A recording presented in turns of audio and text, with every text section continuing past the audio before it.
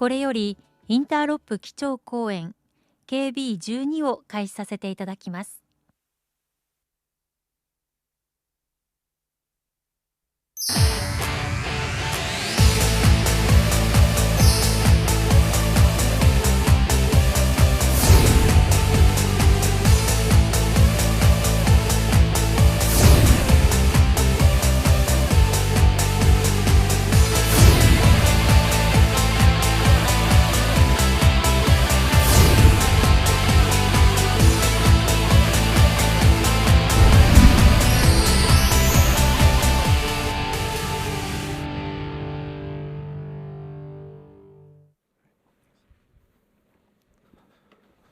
Good afternoon, everyone.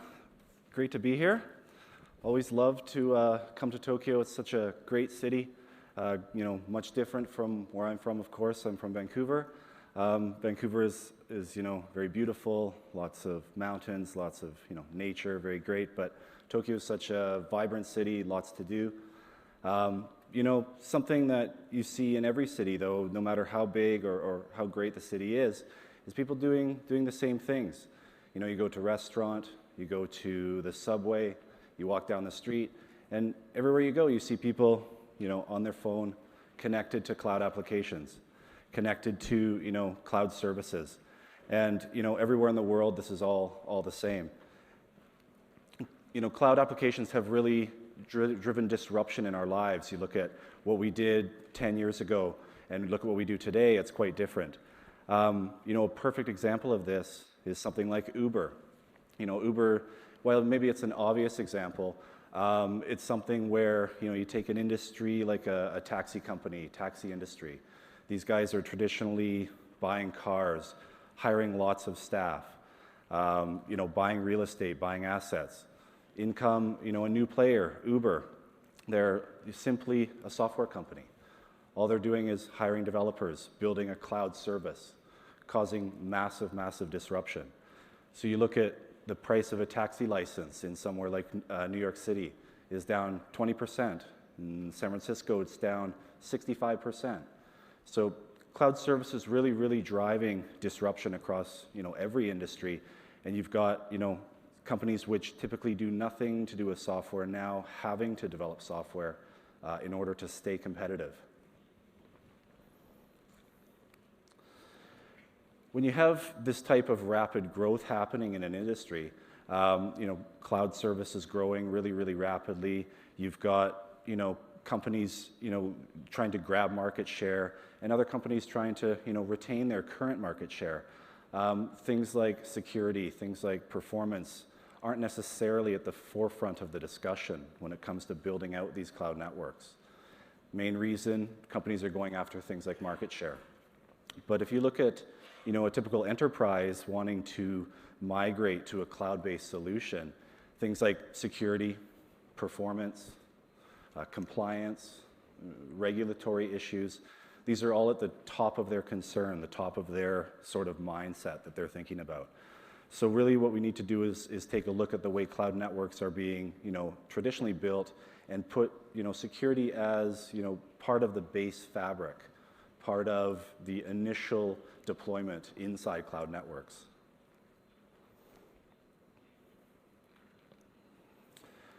So today, your network, their data. What does my title mean here? Well, if you have a traditional IT deployment, you've got full control of the infrastructure. You have all of the capability to do whatever level of security you want to put in place. When you're moving, say, your data center to a cloud environment, you're losing control, and so you need to be asking the questions and understanding, what is the security provider providing? So as I go through some of the topics today around cloud networks and around, different aspects of cloud deployments, I'm really going to talk about it from a couple different angles. So on one hand, you've got, what does the provider care about? As he's building this cloud, the cloud keeps getting bigger and bigger on his services. What does he care about in terms of security? And also, what is the end user, what does the customer care about? And oftentimes these might be the same thing, they care about the same things, and other times they may be quite different. So, for a security vendor like Fortinet, we really look at it from both angles. We work with service providers all around the world for many, many years building security services. And just take a look at how we need to adjust and adapt our products to this dynamically growing environment, which keeps evolving day to day. As an enterprise, when you're looking to choose a cloud provider, select how you're going to deploy your services, you really need to understand, what is the provider providing in terms of security? What controls have they put in place, and what are you giving up? Because as you move from traditional, say, data center deployment to this cloud environment, you're giving up a lot of control and potentially a lot of visibility. Traditional IT, full control, you need a new product, buy it, put it in place. Software as a service, opposite end of the spectrum, you just control the data, everything else you don't worry about. But if you're looking to migrate data center, migrate your infrastructure to cloud, you're usually going to be somewhere in between. So certain things the provider takes care of, and other things, you may get some ability to co-manage it, or maybe you get to manage it completely. So when you're reviewing, how to go forward, you really need to look at all these different aspects and really understand, where does security fit? So, who manages the security? Does the provider do all of the management and you just get some visibility as to the security? If you need to add a new policy, a new system, what level of control do you have to protect that system? What about things like compliance or regulatory? So if you are regulated to keep your data in the country, in a certain country, how do you prove this with a cloud provider? Do you have the right tools to audit that, to verify and prove to the regulatory body that these controls are in place? So really, these are the types of questions. And, as a security vendor, we look at all of these different angles. And so I'm going to just kind of go through how some of the products that we offer today will be looking to change and adjust to this dynamic cloud environment. And really, there's going to be four kind of key areas I want to go through today. So on one hand, there's the infrastructure, there's, different vendors, lots of different frameworks out there, okay? But really, there's two issues. One is the security. How do you get the security integrated into the infrastructure? And the second is performance. So there's lots of challenges around both of those areas. I'm going to talk about management, both in terms of managing the infrastructure. Of course, the service provider needs tools for automating and deploying security in the cloud infrastructure, but also for the end customer, the enterprise. What are the things that they care about when they're giving up the control of having ownership of the infrastructure? I'm going to talk a little bit about on-demand. On-demand in terms of pricing around, the way people are purchasing applications and services in cloud environments or in cloud marketplace. And, how this differs from traditionally the way security networking products are sold. And so some things there that people are starting to talk about. And finally, I'm going to talk a bit about threat intelligence. So threat intelligence may wonder, what does this have to do really with, cloud networking or cloud deployments? Easiest way to think about really is that, when you have your own infrastructure, your own IT, you have a certain, attack surface, okay? So you can audit that attack surface. You can see what systems might be vulnerable. You can look at, what are the entry points to that network and protect it. But, when you start to move it to the cloud environment, you're essentially moving your attack surface to the cloud, okay? Now, this in itself is totally normal, but you have to consider that the cloud provider has maybe thousands of other customers. So they're moving all of their attack surface, the same, vulnerabilities that they may have, and merging it with yours. So your attack surface just got significantly larger. Now, the way to mitigate this is with information. Now, just to take a quick look, as a vendor, I could say, okay, in 1 year we block this many trillion of something, but it really becomes clear once you look at, say, in 1 minute, one average minute as a security vendor, Fortinet, what are the things that we see? So this is just polling from our network of worldwide deployment devices. Okay, in 1 minute we block roughly 400,000 intrusions. Just one vendor, 1 minute.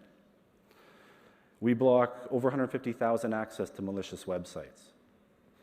So when you start to think about merging all these other people's attack surface, all their network into the same place, you start to understand the scale of the attacks that are happening on that network that weren't happening on yours.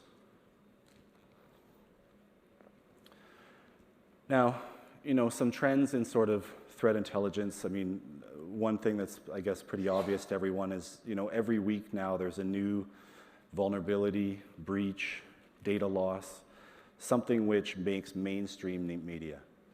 A few years ago, there's the odd one that might make mainstream media, top news story. But now it's much, much more in focus. So to deal with this, to start harvest this information, you see service providers start to build up large security operations centers. You see large enterprise start to do the same thing. Now, one thing they're doing is, for sure, they're harvesting their own data, their own threat intelligence. But just looking at your own data isn't enough. You need to look at, how does this compare with worldwide? How does this compare with maybe the trends in my industry, in my vertical? And that in itself becomes a massive, massive big data problem. So out there's so many different feeds you can get for all the different security services, all the different vectors. And for a service provider to try to manage that, or a large enterprise, becomes very, very daunting task. Security vendors, on the other hand, we've basically dealt with this for many, many years. So we take a lot of different feeds, we consolidate that information, we remove all the duplication in it, and for many, many years we use this to provide security services to our customers. Updates, antivirus updates, whatever it may be. We're taking that same threat intelligence now and packaging it downstream for service providers and large enterprise to use. Because in order to really gain visibility of your network versus the rest of the world, you need this type of comparison. Now, when it comes to the enterprise, sort of the cloud providers' customers, they can't deal with this massive big data. Certainly not on Saturday night when, turn on the TV and the latest threat, security vulnerability is now top of the news. Okay, so they need information which is actionable and relevant. And when you look at, traditional IT deployment, it's very easy. You call up the IT department, make them work overtime, get you the information you need. What systems might be vulnerable? Is anything going on in our network? When it comes to cloud provider, though, what do? Open a support ticket? Wait for them to come back to you? These type of things need to be kind of understood at the beginning of the discussion when you're choosing the cloud provider, because this is the type of information you're going to want to have. So just to quickly summarize who wants what. Well, the provider, they want to know what's going on in their network, and they want to know, how does that compare with the rest of the world? They also want to provide information to their customers to give them peace of mind. The enterprise, the consumer, they want peace of mind. They want to know that if some new news story comes on, I get the information, I get it quickly, and I know that I'm covered. I feel that I'm protected. So as a vendor, security vendor, how are we solving this big data challenge? So, today there's a lot of fragmentation out there in terms of many, many different feeds you can subscribe to, information you can get. So this type of information we tie into. So a lot of it tends to be vertical, industry-based, or type of security service. So we tie into that side. On the other side, you've got regulatory bodies or bodies of the government doing investigations of breaches and sharing information about threat intelligence there. So we tie into both of these aspects. We process this in our large big data clouds. we package this up for security services, and we also start providing feeds to service providers for this information. I'm going to switch focus a little bit. So, threat intelligence, very important to, essentially give you that peace of mind, okay? Infrastructure, of course, as people are building the clouds, as these clouds are evolving, there's lots of different options out there. Different options in terms of different frameworks, different hypervisors, and then, of course, lots of consumer marketplaces. And as a security vendor, we, of course, have to support many, many different of these platforms. But, that in itself is really just an engineering challenge. So yes, we can make our, products work in all of these environments. The challenge for, customers to understand oftentimes is that, all of these frameworks, all of these environments are evolving at a different pace, a different stage. So when you look at the APIs they may have for integrating, intercepting traffic, and applying security, different platforms are at different stage. So this is really the biggest challenge for us to keep up with. Cloud networking is all about flexibility. It's all about growing it as you need it. But, something like performance, the other challenge for infrastructure is that it tends to move in an opposite direction. Over, many, many years, we focus on a lot of performance, hardware acceleration, these type of areas. As you get more flexible, you start to lose some of these capabilities like ASIC acceleration, things like that. If we look at a bit how, let's say, security products have evolved inside cloud infrastructure. So traditionally, data center built with hardware appliance, pretty simple. First stage of that is to take those products and run them in the cloud environment on top of the hypervisor, and essentially doing the same thing they're doing in hardware, but now doing it in software. Where we are today is more of a getting tighter integration with the infrastructure, getting access to more of these APIs in terms of intercepting traffic at the lower levels, and applying this type of east-west security. These type of APIs are now, evolving rapidly across all of the different infrastructures. As we go forward, of course, we still need to address the performance challenge. The performance challenge in terms of, what are the options for boosting performance, both from distributed software processing and also from potentially, things like hardware acceleration for specific purposes. In terms of, who wants what provider, obviously cloud provider wants flexibility. They want high performance. They want to keep their cloud secure. The enterprise, the end user, well, does the end user care too much what infrastructure the cloud provider has chosen? Not really, not too much. They care about the application, they care about maintaining compliance, and they care about the functionality. But underneath, they don't care too much. So from a vendor point of view, we need to continue to support all of these different, capabilities. And as I mentioned, they're all evolving at a different pace. Now, if we want to look specifically at Fortinet, what are the things we're doing? What are the infrastructures we're integrating with? Well, we're integrating with Cisco, we're integrating with VMware, we're integrating with OpenStack. We're bringing solutions across all of these different infrastructures. We're, of course, supporting a large set of different hypervisors, a large set of different consumer marketplace. And when you look at the framework, there's really three key aspects that we integrate with. One is on, the API level for intercepting the traffic, for applying the security inspection. One is on the management side, dynamically learning the cloud environment. As the cloud grows, as the cloud expands, we apply the security dynamically. And the third area is on, orchestration and provisioning. So, as new hosts are added, as things are built out, the security comes online naturally. As virtual machines move around, the security moves with them.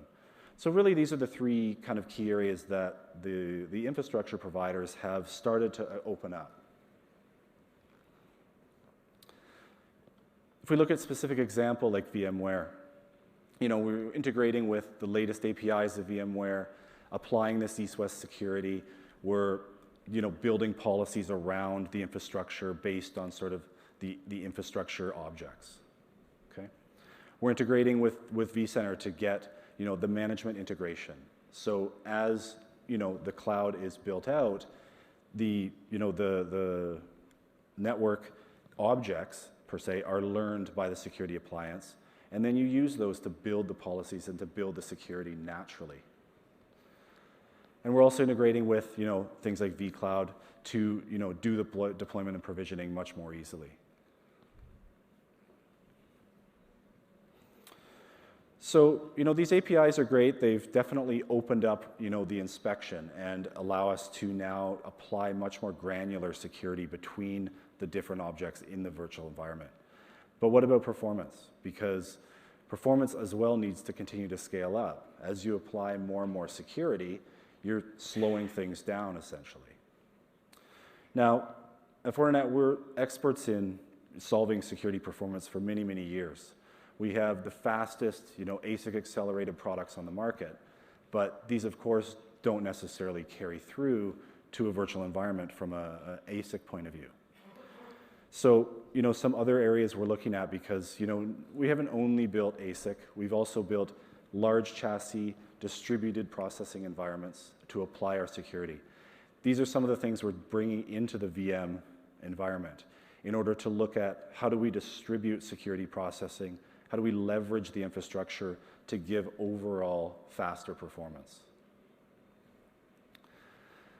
Now, there's some discussion around hardware. Does hardware make sense in a cloud environment?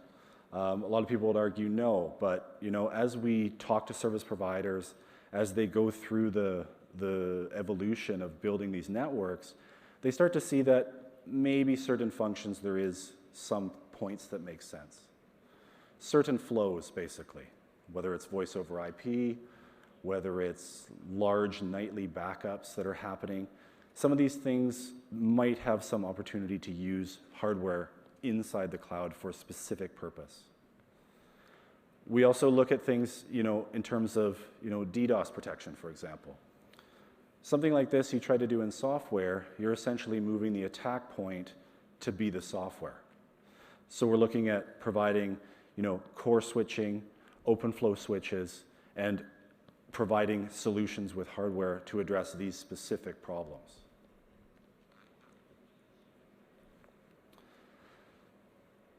In terms of management and managing the infrastructure as well as managing the security, one trend you can kind of look at is that, management teams or operations teams within the service providers themselves are going through a transition.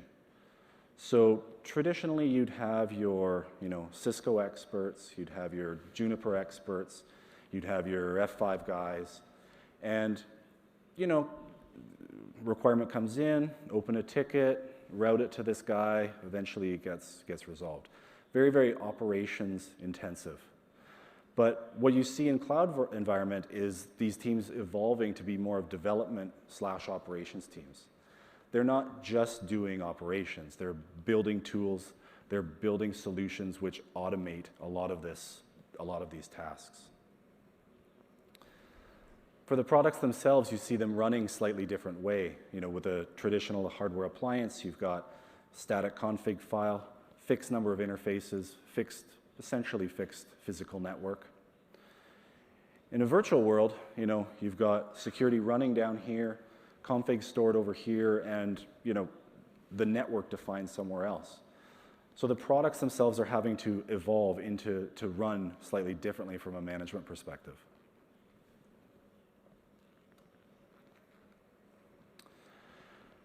If we look for a second at, managing the actual security policies, managing, how security is applied, we've worked for many, many years with, largest service providers who are providing managed services.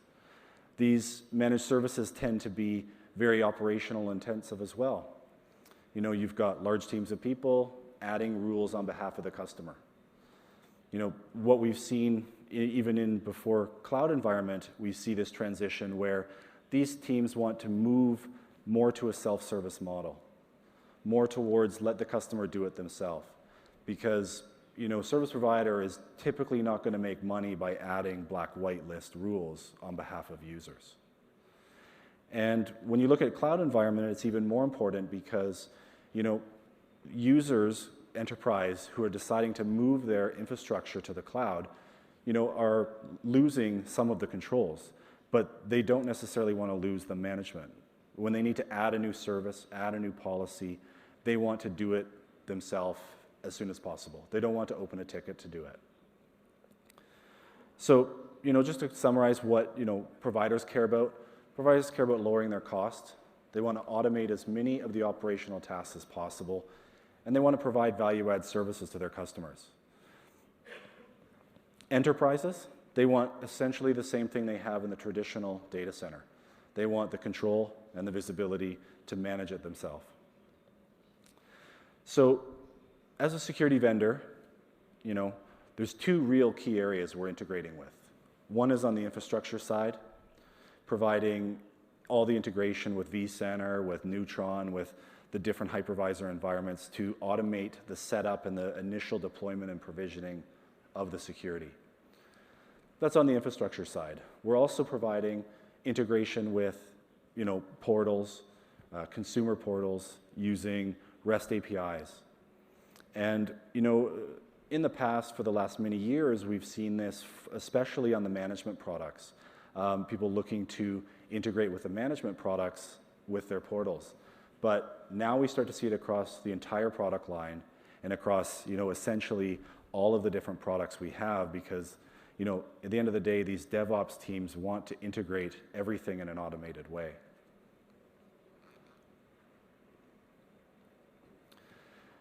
If we look a little bit now at how, security is, let's say, sold between the vendor and traditional service provider, compared with how the users in a cloud environment are used to buying other services, other cloud applications. Purchasing anything in a cloud environment is very much a pay-as-you-go type of model. I don't want to purchase up front. I want to buy the security, or I want to buy the services, the applications I want, and pay for them as I use them. When you look at how traditionally appliances or hardware vendors are selling equipment, it's a very much capital expense, pay a big chunk up front, and then maybe some incremental services.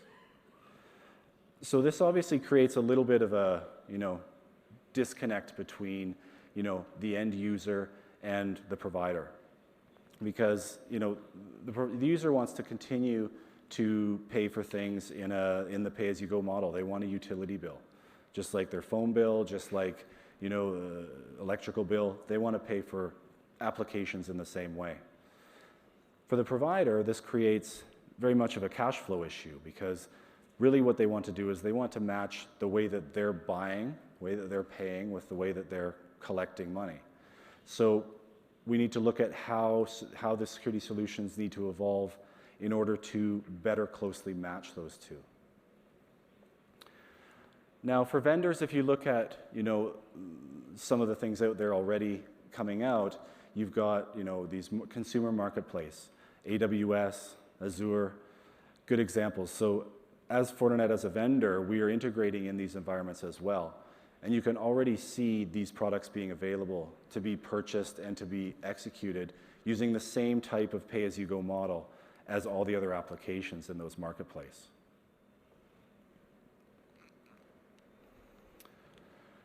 So if we look at sort of how pricing has evolved, exactly the same way as infrastructure. So traditionally, you've got high focus on capital expense, very much a large pay up front with some incremental service. The first sort of venture into the initial cloud environment, on the infrastructure side, it's just taking that software, getting it running on the infrastructure. In terms of pricing and payment models, essentially they were unchanged. You take the same type of pay upfront license and you adopt that in the cloud environment as well. All of the conversations today tend to be happening around these, moving that to more of an operating expense model and moving it more towards pay as you go. And pay-as-you-go not just for the end user in these consumer marketplace, but also for the service provider themselves. So the service provider who's dynamically growing his cloud infrastructure doesn't necessarily want to pre-purchase a whole bunch of capital expense. Wants to maintain that flexibility, maintain that elasticity of the natural growing of his network. As we go, forward and we start to see within the infrastructure, opportunities around bringing hardware in there, the conversation, I would say, will continue to evolve because, when you have a single vendor maybe selling some pieces of hardware for a specific purpose, and they're also selling software, we're going to see conversations around the hardware also moving to this type of pay-as-you-go model because, at least from a infrastructure purchase perspective, it starts to make sense. So, these are some of the key, areas that we're looking at as a security vendor. Infrastructure obviously is a big chunk of our investment and in terms of our engineering resource. There's a large number of, environments, a lot of, different things we need to support. And again, the challenges really are, the security and the performance. And as we go forward, we're looking for ways to, boost performance through any different means. And a large part of this is definitely on security, scaling up the security. When you look at something like OpenStack environment, for example, they start to run things a little bit differently, move pieces around. Security needs to be, in the forefront of this discussion and, also looking at how do we get security in the right places as you're deciding how to move things around. In terms of management, you've got, of course, on one side, infrastructure, ways to dynamically grow the cloud, automate the provisioning of this infrastructure, and overall simplify the operations teams. Allow them to continue building tools and solutions which dynamically provision security. But you've also got, what does the enterprise care about? What do they want out of this? And in the end, they want the same thing that they have in traditional environment. They want to do it themselves, and they want, the control and the visibility of that environment and of the security. Pricing models, of course, need to evolve, better closely align the way that people are buying and purchasing services in the marketplace with the way that the service provider is having to pay for these services. And in terms of threat intelligence, Fortinet as a vendor, we support a number of many different security offerings, whether it's, intrusions, vulnerabilities, antivirus. All of these different areas result in a huge number of data feeds out there. These feeds are, a big data problem for us to manage as a vendor. But, we have experience doing this. We've done it for many years to provide the security solution. And when we look at cloud environment, as you're giving up the control, as you're giving up the, let's say the comfort level of being able to call your IT guy and get a report, get an audit of the system, you essentially need more information to have that peace of mind, to feel secure. So when that new news story comes on TV tomorrow night, you have some course of action, some way of reconcile that against, so you can sleep tomorrow night, essentially. So, back to where does security fit? Well, in a traditional IT environment, security fits anywhere you want to put it because it's totally within your control to do it. You need a new product, you need a new management tool, you need to boost performance. You can go acquire some products and you can take care of that. But in terms of signing up for a cloud provider, you really need to be understanding what's in the agreement, what are the things that you have control over, because at every level in this stack, there's some aspect of security. Obviously, you want your data secure. You want the cloud to stay running. You don't want it to be DDoS attacked. As you decide to deploy more systems, more applications, you want the performance to continue to, scale up with the security that you're protecting those systems with. So, security really does fit everywhere in this environment. And, so really as you're choosing a cloud provider, you need to sort of understand what are the terms of this agreement.